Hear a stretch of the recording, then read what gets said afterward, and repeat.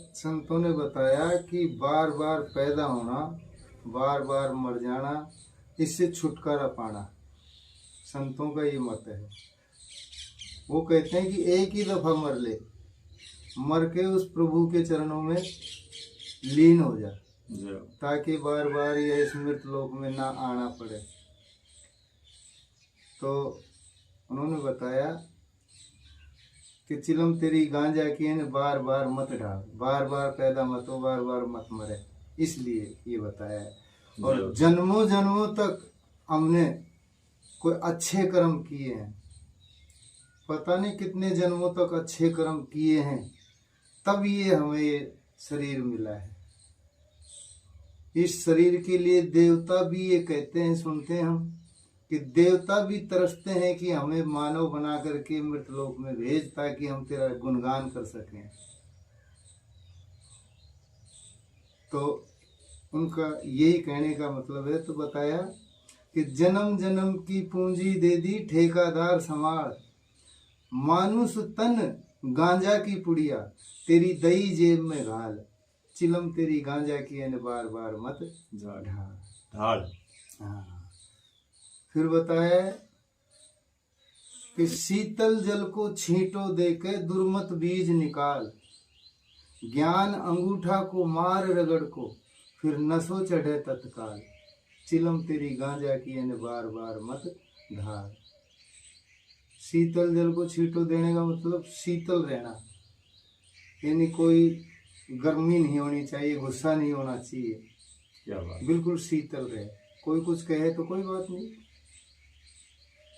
कोई दिक्कत नहीं है, शीतल रहना चाहिए। शीतल जल को छींटो देकर दुर्मत बीज निकाल। दुर्मत बीज का मतलब बताया गुरु ने कि ये जो हमारे अंदर दुर्गुण हैं, जितने भी दुर्गुण हैं उन्हें निकाल करके, वासनाओं को निकाल के बाहर फेंक दो। दुर्मत बीज वासनाओं को बोल दिया गया होगा। कि इनको निकाल के बाहर करो। गंदी चीजें हैं, गंदे कर्म है, उनको निकाल दो। जय हो, है ना। भाई गंदे काम हमको करनी नहीं है, गंदी कोई सोसाइटी नहीं करनी है, कोई कर्म नहीं करना है गंदा, ऐसा है। तो शीतल जल को छींटो देकर दुर्मत बीज निकाल, ज्ञान अंगूठा को मार रगड़ को, फिर नसो चढ़े तत्काल, चिलम तेरी गांजा की है, बार बार मत ढाल। फिर बताया है कि जतन जेवड़ी भरम की गुंडी, एने सहजा सहजा बाल, जतन जेवड़ी भरम की गुंडी, एने सहजा सहजा बाल, और मन साफी ने साफ कर, फिर खैंच बंक की नाल, चिलम तेरी गांजा की एने बार बार मत ढाल। नानक गोरख दत्त कबीरा, पी गए माली कमाल, नानक गोरख दत्त कबीरा, पी गए माली कमाल, और गोपी चंद भर्तरी ने पी, कने न आयो काल, चिलम तेरी गांजा की है, बार बार मत ढाल। फिर नांगल चौधरी स्थान संत का, बींजा नाथ विशाल, और देश प्रेमी सत्यनाथ का, गुरुजी रखियो ख्याल, चिलम तेरी गांजा की है, बार बार मत ढाल। तो इस गांजा की चिलम से वो सबक दे के गए कि इस जीवन को बार बार खराब करने से कोई मतलब नहीं है। ऐसा है इस भजन के भाव का मतलब। अब आपने लास्ट में नहीं सुना हो, नानक गोरख दत्त कबीरा, पी गए माली कमाल, गोपी चंद भर्तरी ने पी, कने न आयो काल। कहने का मतलब ऐसे तो पियो ना, कौन मना करता है, खूब पियो, रात दिन पियो, लेकिन उन लोगों ने पी, ऐसे पियो। आप भाव निकालते ही रहना। कोई इस भाव से भी समझ सकते हो कि चिलम जो गांजा की है ये जहर है, ये आप पी गए तो फिर अब और पीने की भी आवश्यकता नहीं है। ये भी इससे, क्योंकि जो सिद्ध पुरुषों के भाव हैं उनके मतलब उल्टे सीधे निकालोगे तो सही ही निकलेंगे। निकालने ही होते हैं, शब्द समझने पड़ते हैं। वही ये कहा है ना उल्टी वाणी संत की झटपट लखी, अटपटी वाणी संत की झटपट लखी न जाए। जो कोई झटपट लखे तो सब खटपट मिट जाए। सब खटपट मिट जाए, क्योंकि अटपटी होती नहीं है। ये इनकी दुनिया अलग होती है। एक्चुअली हम जिस दुनिया में रह रहे हैं ये दुनिया हमारी है, ये जिस दुनिया में रह रहे हैं ये दुनिया उनकी है। और संस्कार का फर्क कर दिया हमने। ऋषि महात्मा गुरुजन लोग बताते हैं कि ये संस्कार सनातन से जब निकला था, जब सब सकून में थे, संस्कार के साथ, शब्दों के साथ उनका मतलब हमने अलग निकाल लिया। संस्कार अपने अपने खुद के बना लिए हमने, तो ये दिक्कत भी रही है। तो इनका यही मतलब है संतों का समझाना कि इनकी सीधी बात, अटपटी बात भी सीधी बात ही होती है। कोई इनकी बात अटपटी होती नहीं है। अटपटा किसी का भी नहीं है बाबा। अटपटी बात तो कोई बोलता भी नहीं है। यहाँ पे सब गुरु हैं, सब समझा रहे हैं। दिक्कत यह है कि हम समझ नहीं रहे। अगर समझना शुरू करोगे तो हर बात का आप अमल करना शुरू करोगे, ना कि मलाल। ये सूत्र समझ में हमारी में आएगा। आप समझना शुरू करेंगे तो यहाँ पे कोई आदमी मलाल करने की बात नहीं बोलता है, अमल करने की बोलता है। अभी इस बात को भी संत लोग तो बिल्कुल जरा सी बता गए। वो कह गए समझे तो बात जरा सी। हाँ, उन्होंने तो बिल्कुल जरा सी बता दी है, समझे तो बात जरा सी। नहीं, सीधा है। सीधा जरा सी का मतलब ये है कि इधर बगीचा है आपका, बहुत सुंदर पेड़ हमें दिख रहे हैं, इधर ये झाड़ियों का पेड़ है, पहाड़ है इधर, ये भी दिख रहा है। अब हमें इधर जाना है कि इधर जाना है, रास्ते तो हमारे, हमची पीठ इधर घुमा ले चाहिए, इधर है हमारी, तो सौंदर्य में जाएंगे, पर्यावरण में जाएंगे। वहां तो स्वर्ग भी हो सकता है, क्योंकि संत महात्मा भी आप जैसे हैं। इधर तो फिर वही पहाड़ है, वो जंगल है, वो कष्ट है, वो झाड़ियां हैं। तो घूमना है खाली, जरा सी का मतलब इतना ही। क्योंकि अपने सटीक भाव से समझाने की कोशिश करके गए हैं, हम समझ नहीं रहे हैं। और सत्यनाथ जी ने तो जो भी लिखा है, सिद्ध पुरुष की सिद्ध वाणी, थोड़ा और सुनाओ। मेरी नहीं तो किसी और की समझ में जरूर आएगी। मैं उनकी वाणी तो वही बहुत बढ़िया बढ़िया वाणी, अच्छी अच्छी वाणी, काफी वाणी। आप उनके साथ रहे हैं तो ये भी आपका भाग्य है कि आप, उनकी कृपा थी ये सारी। अरे मेरे प्रभु, ईश्वर लीला थी, उन्हीं की कृपा है कि हम शायद आपके पास आए। कहते हैं कि गुरु ढूंढना नहीं पड़ता है, गुरु नहीं ढूंढना पड़ता है। नहीं, उनकी गुरु कृपा अपने आप ही होती है, वो खुद ही ढूंढ लेते हैं आकर के। गुरु भगवान खुद ही ढूंढ लेंगे कि ये आपके लायक है भी कि नहीं है, वो खुद ही ढूंढ लेते हैं। ये सत्य है।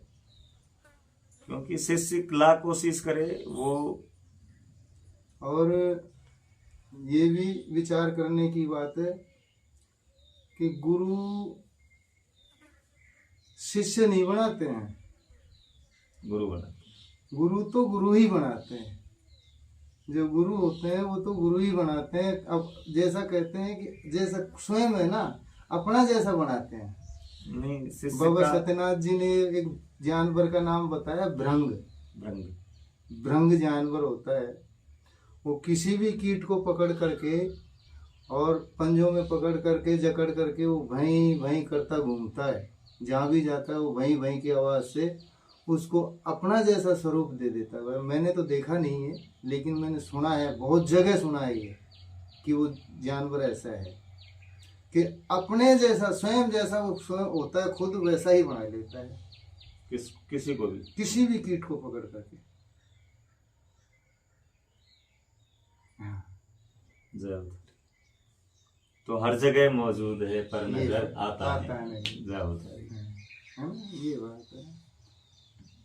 तो सत्यनाथ जी की, क्योंकि वो तो लीलाधारी थे, लीला करके गए, समझ में। वेदोक्त बात करते थे, वो वेदों के जानकार थे, वेदों के बारे में बहुत कुछ जानकार थे। और उनका पूरा जीवन लिखते लिखते ही पूरा हुआ है। जहाँ भी बैठते थे वो लिखते ही रहते थे। और एक दो कुछ ऐसे करिश्मे हमने हमारी आंखों से देखे, वो भी आपको मैं बता सकता हूँ। वो बताओ। लेकड़ी गांव में जब अब हाल फिलहाल जहाँ उनकी समाधि है, हम्म। जहाँ उन्होंने अंतिम यात्रा पूरी की थी, उस जगह की बातें हैं। एक छोटा सा कैर है, कैर का पेड़ छोटा सा, हाँ। और उसके साथ में बावड़ी है, उसके साथ में इधर शमशान है, इधर शमशान है, इधर जोड़ है, इधर एक कुटिया है। तो उस जगह बैठे बैठे उस कैर के नीचे बैठते थे वो, वहाँ आसन लगाकर वहाँ बैठ जाते थे, वहाँ लिखा पढ़ी करते थे, बांसते थे। तो उनकी पता नहीं क्या जची, हम बैठे थे, एक और था, मेरा ध्यान नहीं है कौन था, और था एक आदमी, हम बैठे थे, और बैठे बैठे ही और वहाँ से जो कंकर पत्थर थे ना थोड़े छोटे छोटे, उनको यूँ करने लग गए, बुहारने लग गए। मैंने कहा गुरु जी लो हम कर देते हैं, आप चुप रहो। हमने वहाँ से थोड़ी जगह साफ कर दी, और साफ करने के बाद वो बोल रहे हैं कि भाई हमको तो यहीं दे देना थोड़ी सी ये जमीन माता।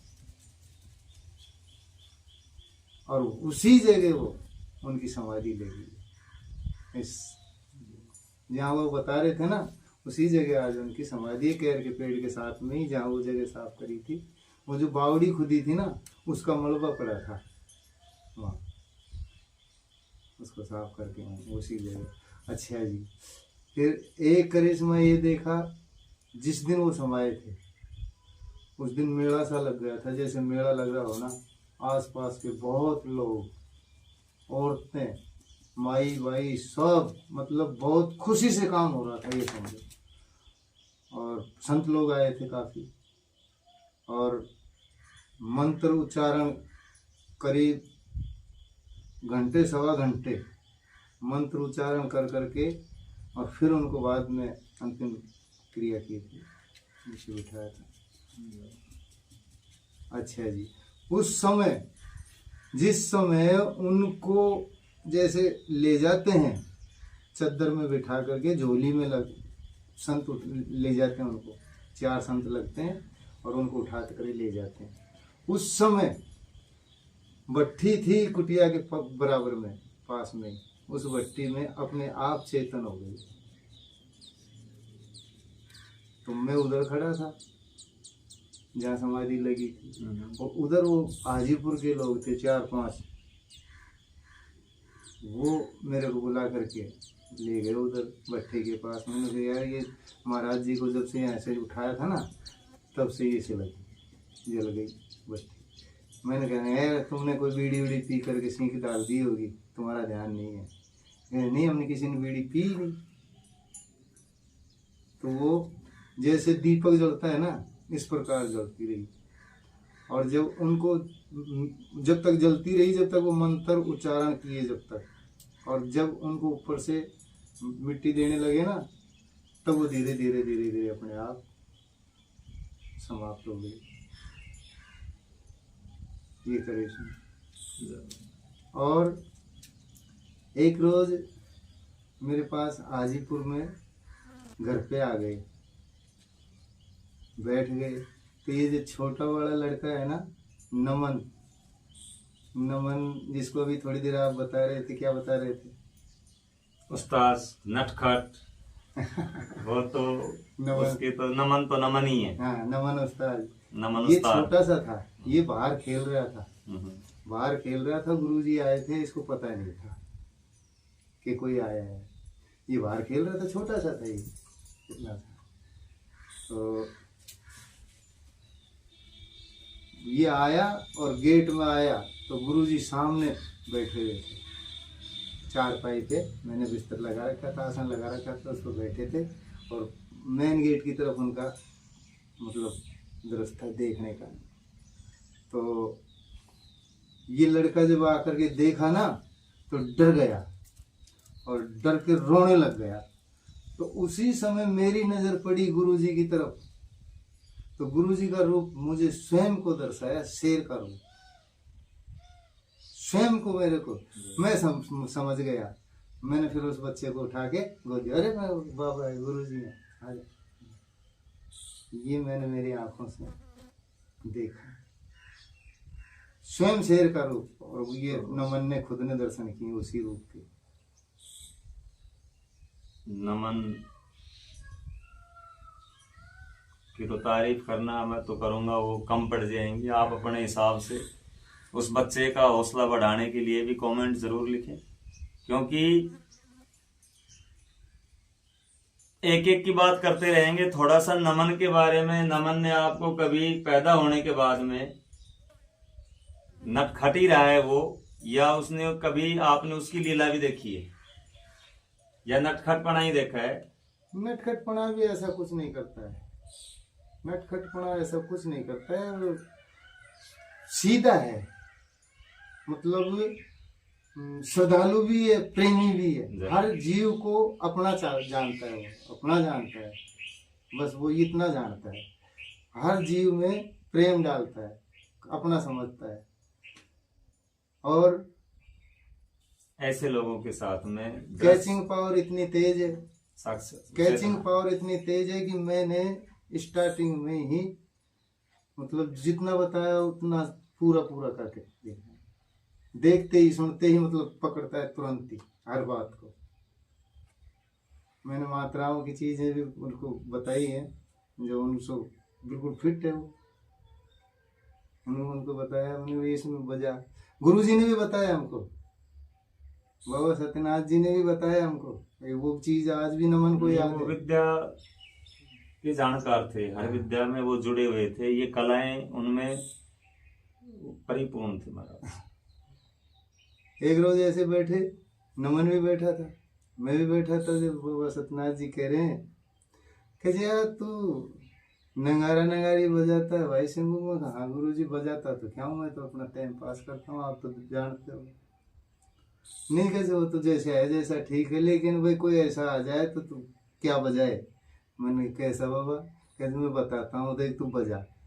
मैं कुछ नहीं बजाता, आप बताओ, वो ही बजा सकता हूँ मैं, बताओगे तो समझ में आ गया तो वो कहने लगे। तो नमन भी गौर से सुन रहा था, तो उन्होंने क्या बताया कि भजले राम राम राम, लाले मुंह में लगाम, जो तू ध्यान दूसरा लावे तेरा ध्यान घट जा रे पापी। कहने लगे इस पापी पे तोड़ाना चाहिए। अब हम इतनी बातें कहाँ जानते, आज भी नहीं जानते हम कुछ नहीं जानते, वो करने वाला कोई और है, करवाने वाला कोई और है। तो मैंने कहा बाबा मेरे समझ में तो नहीं पड़ता, आप बताओ कि अब ये बोल है, बोल याद करने पड़ते हैं, बोल याद करो बच जाएगा। और तुम ऐसे किसी चीज को जानते ही हो नहीं हो, कभी देखा नहीं, कभी सुना नहीं, तो वहां तो भाई बूझोगे तभी पहुंचोगे। और किसी बताने वाले ने कोई गलत रास्ता बता दिया तो चक्कर भी खाने पड़ जाएंगे। मैंने कहा ठीक है गुरु जी, उन्होंने बताया बोल याद करो, सीधी बात है, गिनती की बोल है। हाँ याद या सुना हुआ होगा वो तो बजाएगा, सुना जिसको नहीं सुना समझ आया तो वो क्या बजाएगा। समझ का ही है पूरा खेल, जी गाना बजाना है। उन्होंने गाने बजाने को भी बहुत गहराई से समझाया, शब्दों से बहुत गहराई से समझाया, कितना सटीक समझाया। अब नमन को मैंने कितने से आयु में बताया था, ये देख बता। आज भी नमन जानता है मेरे बाबा को, जो पता है जो हर आदमी को नहीं पता है इसके बारे में भी। तो कई जगह मैंने, अरे उनकी बात अलग ही है भाई, बताया मैंने कि भाई देख, हाँ बताओ। मधुबन में राधिका नाचे रे, मधुबन में राधिका नाचे रे, गिरधर की मुरलिया बाजे रे, मधुबन में राधिका नाचे रे, गिरधर की मुरली बाजे रे। सुन लिया? मैंने किया, अब इसका आपका काम बता रहे हैं, गौर करना कि बताओ। बिड़दंग बाजे तिरकिट धूम ता ता। सुन रहे हो ना? हाँ सुन रहा हूँ। तो हमने कहा सुनो।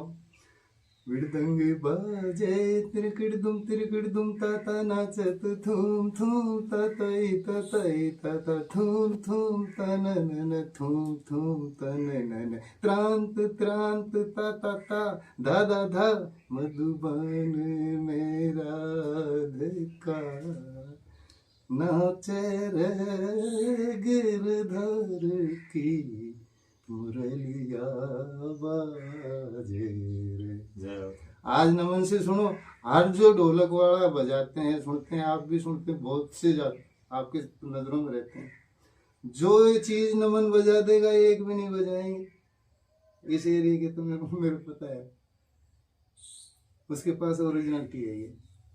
कला देखो अलग अलग है, सूत्र सबने अलग अलग ढूंढ रखे हैं।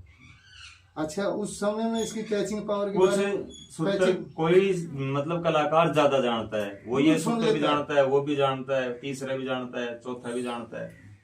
तो उसका अंदाज, जो इनका अंदाज अलग है, है। हो सकता है ये इसलिए स्पेशल उस्ताद इसलिए है कि इनका अंदाज इनके पास है।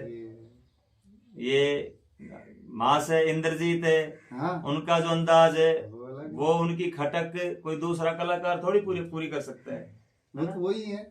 आपका जो अंदाज है, आपकी खटक मैं पूरी थोड़ी कर सकता हूं, क्योंकि सबका सब यहाँ पे कंपनियां हैं, प्रोडक्ट तो कोई है ही नहीं। दिक्कत यह है कि हम प्रोडक्ट अपने आप को समझ के बैठे हैं, हाँ। ये समस्या है। तो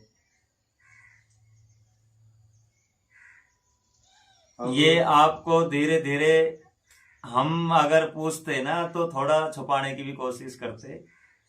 तो अब आपको ये पता लगा कि नमन कौन है और ये बाबा साहब कौन है और हेमंत कौन है ना? हेमंत के बारे में भी बताएंगे।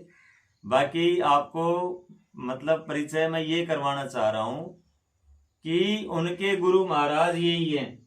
संगीत से भी इनका बहुत विशेष लगाव है और संगीत के बारे में बाबा साहब थोड़ा सा प्रकाश डालेंगे, क्योंकि ये परिचय अपना दे चुके हैं कि संगीत में बहुत कुछ जानते हैं, ये सच भी है। और हम यहाँ पे अपना परिचय ही दे रहे हैं, अपना अनुभव ही एक दूसरे तक पहुंचा रहे हैं, क्योंकि हम यहाँ पे बात ही भाव, प्रेम, आस्था और विश्वास की करेंगे। इसके बाद छल कपट की कोई बात करेंगे ही नहीं। तो थोड़ा सा अपना जो अनुभव है बाबा का, महात्मा जी का संगीत के प्रति, तो थोड़ी बात संगीत की भी करेंगे। संगीत की बात ऐसी है कि ये जो संगीत है ना, ये संगीत इतना गहरा है, इसकी गहराई को किसी ने नापा नहीं आज तक, और कोई नाप भी नहीं सकता, क्योंकि संगीत में सब कुछ समाया हुआ है, सब कुछ संगीत में समाया हुआ है। संगीत माहौल बनाता है, हाँ, संगीत साधना है, हाँ, संगीत संगीत सबर का है। स्वयं भगवान ने भी तो संगीत किया है, नारद जी ने भी किया, आप सबने देखा है। जितनी भी आप मूर्तियां देखते हैं, उनके पास, किसी के पास वीणा है, किसी के पास एक तरह। नहीं, नजदीक जाते हो तो भाव जुड़ते हैं, तो उनका संगीत आपके अंदर बजने लग जाएगा, तो समझो कि भाव जुड़ गया। भगवान श्री योग के दाता श्री कृष्ण जी महाराज ने भी बजाई है बांसुरी, स्वयं है ना। सबकी बज गई, हाँ, और आप भी बजा दो, कोई ना कोई बज जाएगी।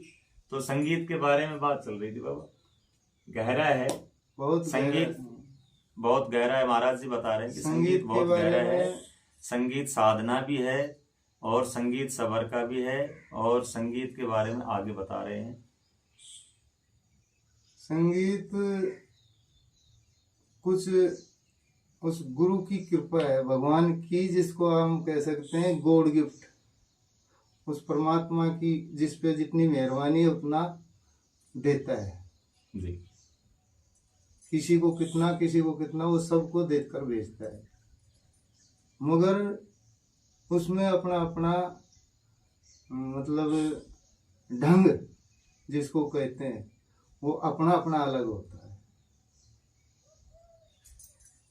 टेस्ट अपना, अनुभव अपना होता है अपना उसमें, अनुभव मतलब जो नहीं। भाव है, अनुभव है, वो अपने हैं उसमें। मेरे कुछ सोच ऐसी है कि शायद गाना और रोना तो हर जीव को आता होगा। जय हो। क्या बात है। हैं? गाना और रोना तो हर जीव को आता शायद शायद हर जीव को आता होगा, जय हो। मगर उनकी कुछ अलग क्रियाएं हैं, अलग ढंग है। कलाओं पे निर्भर है किसको हाँ, क्या आता है ये बात है ना, हाँ। किसके अंदर किस भाव से कौन क्या कर रहा है, कलेक्शन भी देखा जाता है फिर। स्वर से जिसको प्यार नहीं है, स्वर से जिसको प्यार नहीं है, वो मूर्ख इंसान नहीं। स्वर से जिसको प्यार नहीं। हमने ये सुना था अलवर के अंदर, क्या? कोई जयपुर से कलाकार आया था, मेरे तो नाम भी निकल गया, काफी रोज की बात हो गई। जब सुना था बस इतना ही याद रह गया। नहीं तो इसमें बस क्या गया, आपने एक बार सुना और ये लाइन याद रह गई, उसमें कोई ना कोई तो आपको इसमें खटक लगी होगी। हाँ, खटक थी ना। वो बताओ। वो खटक यही थी कि हमने जब गांव में देखे, छोटे छोटे थे, गांव बस्ती में सब प्रोग्राम होते थे, बैंड बाजे भी बजते थे। पहले ये रेडियो वगैरह नहीं होती थी, हम नाचते तो वो जो बजाने वाले थे वही कहते यार लड़का सही नाचता है। तो बैंड लाइन में घुस गए, बैंड लाइन में घुस करके देखा यहाँ हमने जो इनके पास जितने भी छोटे मोटे साथ थे वो सारे बजाते, फिर घरा नहीं भरा इन लोगों में। यहाँ हमने मास्टरी भी की, कमांडरी भी की। छोटे से थे जब दुनिया 2 रुपये 1 रुपया दिया करती थी, हम उनको दे करके बड़े खुश रहते थे, बीच में कमांडरी करते थे। यहाँ से फिर हम अलवर चले गए। अलवर बहुत दूर दूर के अच्छे अच्छे ऊंचे कलाकार आते थे, उस्ताद लोग। उन लोगों के सानिध्य में रहने से, उनकी मतलब सुन सुन करके, देख देख करके, बजा बजा करके हमें थोड़ा बहुत ढंग आया। कुछ दिया था परमात्मा ने उसके जरिए से, क्यों थोड़ी पकड़ होती है उससे तो हम थोड़ा रास्ता मिल जाए। पहले से ही कलाकार थे, अब तो खाली चेताया जा रहा है, चेतना तुरंत खड़ी हो जाती है, समझाए तो कोई चेतना जग जाती है। यानी कि दीपक है, खाली जलाना है, जलाने वाला चाहिए गुरु। ये बात तो बढ़ाइए। तो इस शब्द पे जैसे हमको उस लाइन में ज्ञान था ना, तो सत्संग में गए, ये शब्द मिला हमको सुनने के लिए। तो मैंने कहा यार वास्तव में स्वर की तो बात ही है सारी। स्वर से अगर प्यार नहीं है तो है ही क्या। हमारे दिल में मतलब पक्का ऐसे जच गया कि वो हमने ही कहा है शब्द, ऐसा हुआ कि विश्वास हो गया कि स्वर सब कुछ है, बड़ा लगाव हो गया। तो ये एक ही बोल हमारे को याद रहेगा, क्योंकि हम और ही ढंग में थे, जिस समय पीते खाते थे, नशे में रहते थे, बस वो बैद बाजा बजाना, बैंड बजाना, उन लोगों में रहना, मस्त रहना, कोई आगे सोच विचार नहीं था क्या करना है क्या नहीं है। कमाते थे बढ़िया, किसी को परेशान नहीं करते थे, अपना खुद करते थे, कुछ करते थे। जानते थे चेतना है, समझते थे, लेकिन वो चेतना अपने हिसाब से उस मंजिल तक आपको पहुंचाने का जो रास्ता था वो शायद ही हो सकता है यही था, यही रास्ता था, है ना। हाँ। क्योंकि वो यही बगैर था ना कारण कि के कोई हमें मिलता नहीं है। देखते देखते निकल चैन चलो। चलती है, सीढ़ियां चढ़नी पड़ती है। ये बात थोड़ी देर पहले जिक्र आया था कि अटपटी वाणी संत की, क्या बात है, हाँ सब उस बात पे लिखा है, वो सुनना कि गुण गधा से पहला नाची रे, मेरे साधो भाई गुण गधा से पहला नाची हे जी गुण गधा से पहला नाची रे मेरे साधो भाई गुण गधा से पहला नाची मेरे साधो भाई गुण गधा से पहला नाची फिर नाची गुण शोर हुआ भारी गुण में बढ़ गई दुनिया सारी नाची गुण शोर हुआ भारी गुण में बढ़ गई दुनिया सारी। सारी क्या बात है, जय हो। बालक बूढ़े और नर नारी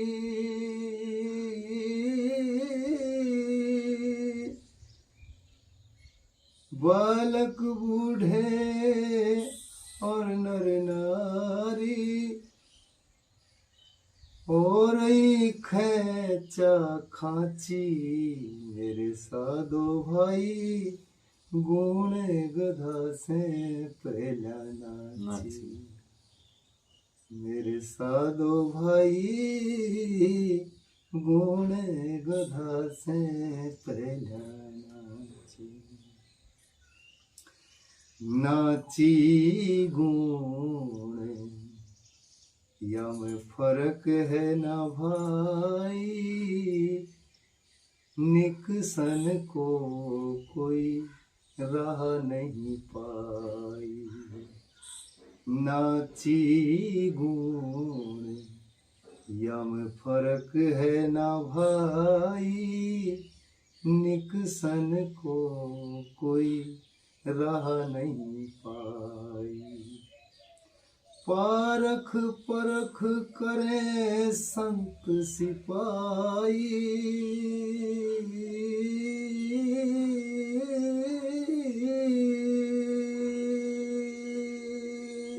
क्या बात है। पारख परख करे संत सिपाही बात है बिल्कुल साची मेरे साधो भाई गुण गधा से पहला नाची मेरे साधो भाई गुण गधा से पहला नाची गुण सभी घबराए ऋषि मुनि भी चपेट में आए नाची गुण सभी घबराए ऋषि मुनि भी चपेट में आए क्या बात। कोई कोई बिरला बचने पाए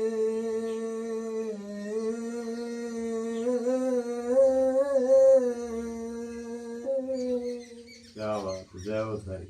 कोई कोई बिरला बचने पाए जिन्होंने सुरता जांची मेरे साधो भाई गुण गधा से पहला नाची ओ मेरे साधो भाई गुण गधा से पहला नाची मेरे साधो भाई गुण गधा से पहला नाचे गुरु सदानाथ जी ने मारा हेला सत्यनाथ सुनो निज चेला। गुरु सदानाथ जी ने मारा हेला, सत्यनाथ सुनो निज चेला। यह मार्ग बड़ा है दुएला,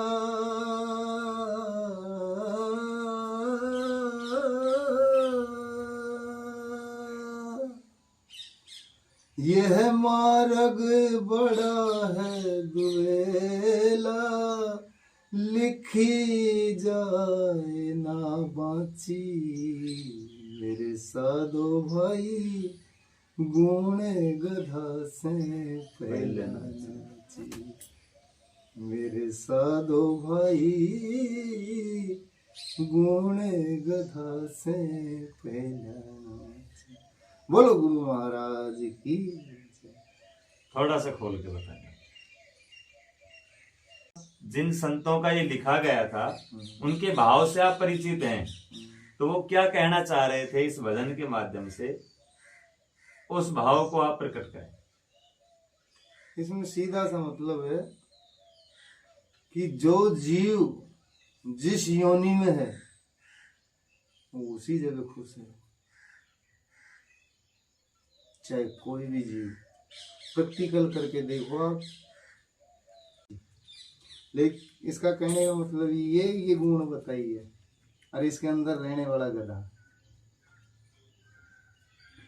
है ना, उसको दुख होता है या इसको दुख होता है यही नहीं पता पड़ता। ये रहने वाला कभी तो आप भगवान बता रहे हो, कभी आप गधा बता रहे हो, असमंजस में डाल वो असमंज में नहीं। अब यही तो कहा है कि उल्टी वाणी संत की, अटपटी वाणी संत की झटपट लिखी न जाए। झटपट कोई लिखे तो सब खटपट। तो वो वेद खोलो, गधा क्यों बताया गया, किसको बताया गया? अज्ञान। जो सही दिशा में है वो ईश है, स्वयं ईश है वो, और जो गलत दिशा में वो जीव है। सूत्र है ये समझने के। हाँ। ऐसा ही कोई और सुनाओ, ऐसा ही कोई और सुनाओ। ऐसा ही। हाँ। अब उन्होंने तो ऐसी ऐसी बात कह दी कि हम नहीं समझ पाते हैं, क्यों वो रास्ते बहुत दूर हैं। वो आप समझ रहे हो, बाकी हम जैसे नहीं समझ पाएंगे, हो सकता है हम कल समझ लें। आप बताओ। तो ये राग पारवा में बनाया है उन्होंने। ओ जी मेरे सतगुरु जी का देश जहाँ प्रलय का काम नहीं है। ओ जी मेरे सतगुरु जी का देश जहाँ प्रलय का काम नहीं है। प्रलय का काम नहीं है, प्रलय का काम नहीं है। ओ जी मारे सतगुरु जी का देश जहाँ प्रलय का काम नहीं है। ब्रह्मा विष्णु नहीं महेशा, नारद सारद नागौरी गणेशा, निरंजन मह तत्व माया का नरेसा। ओ जी वहाँ ना कोई राग द्वेष है, वहाँ प्रातः और शाम नहीं है। ओ जी मारे सतगुरु जी का देश जहाँ प्रलय का काम नहीं है।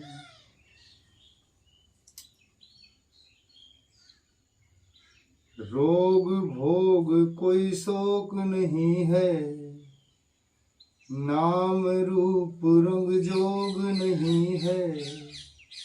कोई लुगाई लोग नहीं है। ओ जी वहाँ रैयत नहीं नरेश है, वहाँ घर और गांव नहीं है। ओ जी मारे सतगुरु जी का देश जहाँ प्रलय का काम नहीं है। शास्त्र वेद न पुराण 18, पिंड ब्रह्मांड नहीं अवतारा। नारद पिंड ब्रह्मांड नहीं अवतारा, आगम निगम नहीं धरण पसारा। ओ जी वहाँ ना कोई भाषा, भेष है वहाँ खुदा और राम नहीं है। जय। ओ जी मेरे सतगुरु जी का देश, जहाँ प्रलय का काम नहीं है। प्रलय का काम नहीं है, प्रलय का काम नहीं है, प्रलय का काम नहीं है। ओ जी हमारे सतगुरु जी का देश, जहाँ प्रलय का काम नहीं है। जय। हद बेहद शब्द साकी नाही, निर्गुण ना राग रागनी पाई। चांद सूरज वहाँ पर है नाही, ओ जी वहाँ ना कोई कर्म कलेश है, वहाँ तीर्थ धाम नहीं। ओ जी हमारे सतगुरु जी का देश, जहाँ प्रलय का काम नहीं है। रिद्धि सिद्धि ना भगत जगत है, नरक सुरग ना आना अगत है। कह सत्यनाथ ना युक्ति युगत है, ओ जी वहाँ कमती नहीं विशेष है, वहाँ देह और चाम नहीं है। जय। ओ जी हमारे सतगुरु जी का देश, जहाँ प्रलय का काम नहीं है। क्या बात कर गए, ये तो बताओ थोड़ा सा। है क्या है फिर वहाँ? ये तो पता नहीं। हे मेरे प्रभु, आपने थोड़ा प्रकाश डालो। आप तो ऐसा नहीं कि वो तो वही जाने भाई, उन्होंने बनाया है वो। आप उनके साथ बैठे हैं तो मतलब गुरु जी से तो संस्कार ही मिलता है, गुरु जी के भाव को पहचाने जा सकते हैं। तो जो गुरु जी के भाव थे इस भजन से समझाने का, क्योंकि उन्होंने बनाया है, इस भजन को गाया है, तो उनका जो भाव था वो आपके जरिए पता नहीं लगेगा तो हमें किसके जरिए पता लगेगा? कृपा करें प्रभु। नहीं, क्या बोल गए सतगुरु जी के देश में प्रलय का काम नहीं। बहुत से संत बताते हैं, ऐसी वाणी बहुत सी है, बहुत सी वाणी है ऐसी। अब वो तो वो जो जिन्होंने योग किया है उन लोगों को ही पता है। जिन्होंने योग किया है, अपने आप को अंदर झांक कर देखा है, अंदर तक घुस के बढ़ के देखे हैं। बताया जैसे 8 कमल हैं शरीर के अंदर, 8 कमल बताते हैं। अब हमको तो यही नहीं मालूम कमल कौन सी चीज़ है, क्या है, क्या किसको कहते हैं, कमल कहाँ है। हम खाम खा क्यों कहते हैं कि हम अगर आप संत महात्मा है, आपको क्यों नहीं पता प्रभु? आपको जब आप बात कर रहे हैं तो आपको पता है। प्रभु की कृपा है, उनके नाम से अपना गुजारा चल रहा है बस। और यही है, एक रोज चले जाएंगे ड्यूटी पूरी करके। तो ये भाव अपने बता के गए। अलग अलग तरीके से सभी संतों ने, महात्माओं ने, ऋषि मुनियों ने, शक्तियों ने कोशिश की है हमें समझाने की, होश में लाने की कहें, हम समझाने की कहें, चेतना देने की कहें। ये उन लोगों पर है, किन लोगों पर, कि पहली तो हम ये चर्चा करें कि गुरु कौन होता है, शिष्य कौन होता है। है ना? तो आप प्रकाश डालें, गुरु कौन होता है, शिष्य कौन होता है? गुरु तो वो होता है कि सब कुछ समा जाए, सब कुछ समा जाए गुरु के अंदर, सब कुछ समा जाए तो गुरु है। और शिष्य कौन है? गुरु का मतलब शब्द, शब्द जो है वो गुरु है। अंधेरे से प्रकाश में डालने वाला, लाने वाला, कैसे भी लाता है वो, अंधेरे से प्रकाश में लाना। दुनिया कहती है, मैं नहीं कह रहा हूँ इसको, सभी कहते हैं होश दिलाने वाला गुरु ही होता है। हाँ, जैसे भी भाव से कहो, प्रकाश में डालने वाला, जो अंधेरे से उजाले में लेके वो गुरु ही होता है, वो उसको गुरु कहते हैं। और वो गुरु कहते हैं, बताते हैं कि वो शब्द ही है, शरीर गुरु नहीं होता है, गुरु शब्द होता है। शब्द होता है जो हमेशा हर वक्त हर श्वास श्वास में हमारे साथ में रहता है, वो कभी साथ छोड़ते ही नहीं। और शिष्य कौन होता है? जो समर्पण हो जाए, समर्पण हो जाए, जो पूर्णतया से। वैसे गुरु जी शिष्य और गुरु मतलब इसमें एक आवश्यकता एक पूर्ति है, मैं इतना भी समझता हूँ। क्योंकि गुरु चेले का जो संबंध है ना, वो हमें बाप बेटे में देखने के लिए मिलता है। गुरु हमेशा ये चाहेगा, हम गृहस्थी से हैं तो हम ये देखते हैं कि इस दुनिया में अकेला एक बाप होता है ऐसा जो ये चाहे कि मेरा बेटा मेरे से सीनियर बने, अच्छा बने, मुझसे सीनियर बढ़ के बने, मेरे से सीनियर हो। एक बाप के अलावा इस बात को सोचने वाला शायद कोई दूसरी शक्ति नहीं है। अच्छा, अगर दूसरी शक्ति है तो फिर वो भगवान के रूप में गुरु ही मिल सकते हैं, जो ये चाहेंगे कि ये मेरे से भी सीनियर हो। क्योंकि यहाँ चक्कर पड़ जाता है नाम का, खेल है नाम का, नाम मेरा ऊंचा करे।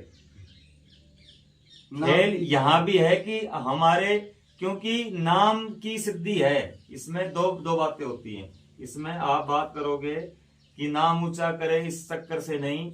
आप ये कह सकते हो कि उन्होंने रोशनी की बात की है, तो बगैर नाम के भी रोशनी नहीं है, क्योंकि सिद्धि नाम की होती है, चेतना नाम को ही मिलती, नाम को मिलती है। नाम के लिए हम जिनको प्रभु ने दर्शन दिए, जो साक्षात परमेश्वर भगवान थे, सत्यनाथ जी महाराज की हम बात कर रहे हैं, तो नाम तो है ना उनका।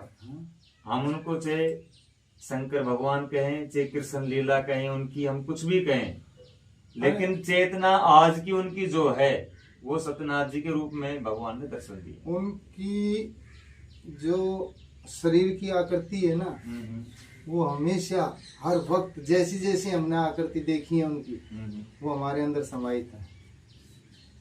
उनको हम ही जान सकते हैं, हम उनको आपको दिखा नहीं सकते, बता नहीं सकते। जैसी जैसी आप मेरे को देख रहे हो, बता तो सकते हैं, दिखा नहीं सकते, बता तो सकते हैं। बता तो कोई फोटो में, कोई ऐसा चित्रकार नहीं हो जो फोटो बना के बता दे।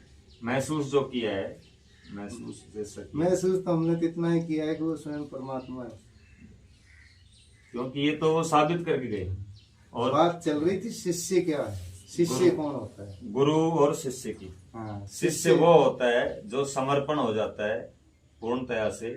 गुरु वो होता है जो समर्पण होने के बाद में गुरु मांगे जो उसको दे देना चाहिए। एक आवश्यकता है, एक पूर्ति है। इनमें हम ये बता रहे थे कि बाप बेटे में जितना फर्क है ना, उतना ही गुरु चेले में भी है। ये गुरु चेला एक प्रेम भाव का एक बहुत बड़ा आस्था और विश्वास का एक रिश्ता है। विश्वास के बिना भी ये खेल गुरु चेला नहीं है, भाव के बगैर भी नहीं है, आस्था के बिना भी नहीं है, और विश्वास के बिना भी नहीं है। एक दूसरे में एक दूसरे का समर्पण पूर्णतया से हो जाना, क्योंकि एक आवश्यकता है उनमें, एक है उनमें से पूर्ति। और दोनों जब मिलके कोई काम के लिए वो बैठते हैं तो कोई भी बड़ा खेल वो कर सकते हैं। जय हो। अरे मेरे प्रभु कहाँ हो। शिष्य होता है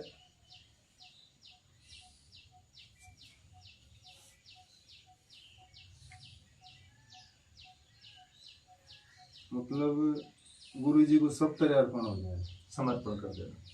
सब तरह समर्पण का मतलब तो संपूर्ण ही हो गया, है ना। अगर थोड़ा बहुत भी कुछ हमने रख लिया तो हम शिष्य नहीं है। संपूर्ण नहीं है ना। संपूर्ण। समर्पण का मतलब संपूर्ण नहीं हम। गुरु जब संपूर्ण है तो उसको शिष्य भी संपूर्ण चाहिए। तो संपूर्ण शिष्य अपने आप को गुरु के सामने समर्पणता दिखा देता है तो गुरु अपनी दया उस पर कर देते हैं। अब समर्पण कैसे होते हैं वो बताओ। समर्पण वैसे होते हैं, गुरु को दे दिए 10,000 रुपये, 50,000 रुपये, लाख 2-4 लाख रुपए दे दिए भाई, हाँ, और बढ़िया प्रोग्राम करवा दिया, गुरु जी को बुला दिया, अच्छी दक्षिणा दे दी, हो गया गुरु। महत्व नहीं जाना उन्होंने, गुरु तो बना लिया लेकिन गुरु का महत्व नहीं जाना कि क्यों बनाया है। पैसा तो आपके पास है, आप खर्च दोगे जितना मर्जी, पैसा काफी है आपके पास, जैसे मर्जी खर्च दो। तो पैसे से गुरु मिलते हैं क्या? गुरु तो जब ही मिलेंगे जब हम बिल्कुल क्लीन हो जाएंगे, बिल्कुल समर्पण हो जाएंगे, बिल्कुल मतलब निर्बल। हाँ, न्यूट्रल हो जाओ। गुरु जाने। निर्बल का बलवान, वो अपने आप संभाल लेंगे आकर। गुरु जाने। तन मन धन और वचन, जब तक वचन नहीं दिया, जब तक क्या दे दिया, कुछ नहीं। जब तक ये सब तरह से निर्बल होकर के समर्पण नहीं होगा, जब तक शिष्य कहलाए नहीं जाएगा। और जिस नाव में कोई भी जरा सा भी छेद होगा तो उसमें पानी तो जाएगा। वो तो प्रभु जी यहाँ पे गुरु वो तो डूबेगी। भी होते हैं और शिष्य भी होते हैं, है ना। मुझे ऐसा लगता है कि होते ही गुरु हैं, शिष्य कोई है ही नहीं। अब तो सब गुरु ही है। अब बताओ जो अब नहीं, पहले भी और सच भी मुझे कहीं कहीं ऐसा दिखता है रियली कि हर कुछ हमें समझा रहा है यहाँ पे, हर कुछ समझा रहा है। अब तो हर भाई शिष्य एक आवश्यकता है यहाँ पे, दूसरी पूर्ति है। ये सामने आप पेड़ देख रहे हैं, ये पेड़ हमें ऑक्सीजन दे रहा है, हम इनको कार्बन डाइऑक्साइड दे रहे हैं। आप हमें अपना जीवन का अनुभव दे रहे हो, अपना तप का फल दे रहे हो, हमारे ऊपर दया बरसा रहे हो भगवान की तरह। हम भी अपने बच्चों से थोड़ा बहुत बचा के आपके चरणों में लाके आपकी आवश्यकता की पूर्ति करने की कोशिश करते हैं। गृहस्थियों का यही काम है। तो सब अपने काम में लग रहे हैं, यहाँ पे सभी समझा रहे हैं, लेकिन कुछ काम जो बेहोशी से हो रहे हैं ना, वो किसी को वो बेहोश। देखो, जब मैं नींद में चल रहा हूं तो टक्कर तो किसी को लग ही सकती है। हो सकता है कोई आदमी फ्री होकर चल रहा हो, अनबैलेंस हो जाए, ऐसा लग रहा है कुछ मुझे। हाँ हाँ, होता ज्यादा है, ऐसा ज्यादा है, ऐसा ज्यादा है वही।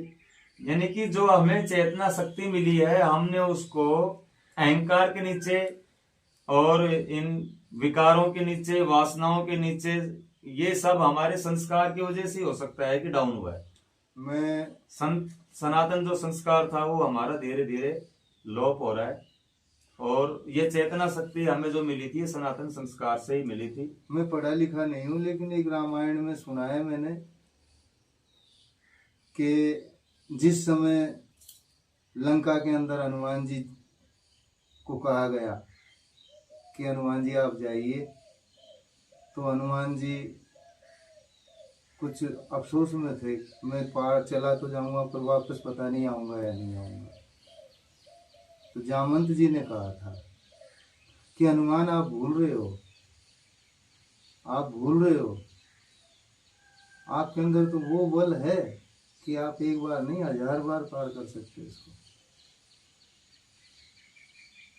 तो उनको वो भूली हुई बात याद आई हनुमान जी को, तो उन्हें बल आ गया, अरे यार वास्तव में ये तो कुछ भी नहीं, छलांग से चला गया।